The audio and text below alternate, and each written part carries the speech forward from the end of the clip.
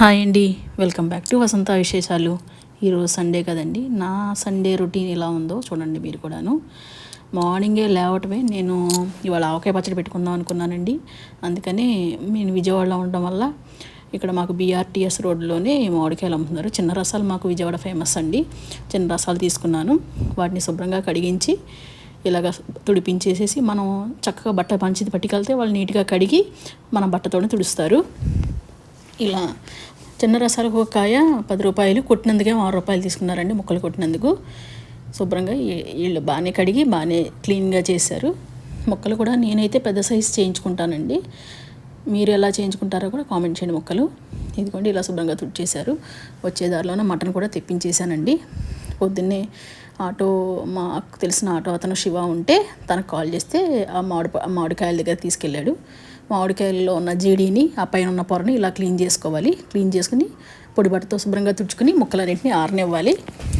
ఇలా ఆరిపోతాయి. ఇంకా జీడీలు కూడా ఇలా వచ్చాయండి.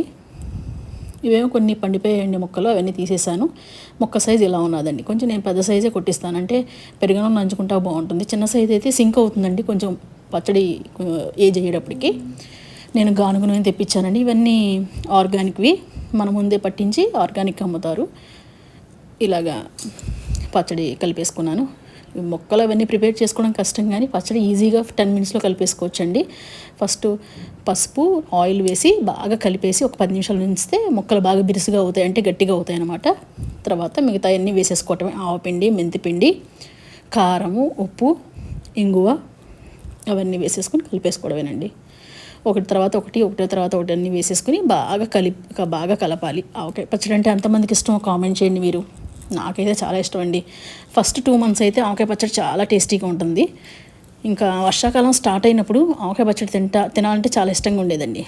చిన్నప్పుడు అయితే ఆవకాయ పచ్చడి కొత్తగా పట్టిన రోజుల్లో అయితే పచ్చడి తీసి దాంట్లో ఉన్న ముక్కలు ట్యాప్ కింద కడిగేసి ముక్కలు తినేవాళ్ళం అండి. అలాంటి ఎక్స్పీరియన్స్ మీకు ఎవరికైనా ఉంటే కామెంట్ చేయండి. ఇదిగో ఇలా బాగా కలిపేసుకుని ఇలా ఒత్తేయాలండి. మనం ప్లాస్టిక్ దాంట్లో కలుపుకుంటాం బెటర్ అండి. ఇలాగ నేను పెద్ద డొక్కులో కలిపించేశాను. ఇలా గట్టిగా ఒత్తేస్తే ఆ మొక్కల్లో ఉన్న రసం ఊరుతుందనమాట. ఇదిగోండి ఇది పచ్చడి రెడీ అయిపోయినది. తర్వాత తెప్పించిన మటన్ ఉంది కదండి, ఆ మటన్ని ఇంకా కర్రీగా వండేశాను. నా హస్బెండ్ ఏమో మ్యారేజ్ ఫంక్షన్ ఉందని తను మ్యారేజ్కి నన్ను కూడా రమ్మన్నారు, కానీ నేను ఎన్ని పనులు చేసి ఈ ఎండలో రానని చెప్పాను. తన మ్యారేజ్కి వెళ్ళారు. నేను ఇంకా మటన్ కర్రీ వండేసాను అనమాట. మటన్ కర్రీలో నెయ్యి వేసి ఉంటే చాలా బాగుంటుందండి. ఒకసారి ట్రై చేయండి. మటన్ కర్రీ రైస్ తోటి నేను ఈరోజు లంచ్ చేస్తాను. ఈ వీడియో వచ్చి సబ్స్క్రైబ్ చేయండి. Thank you.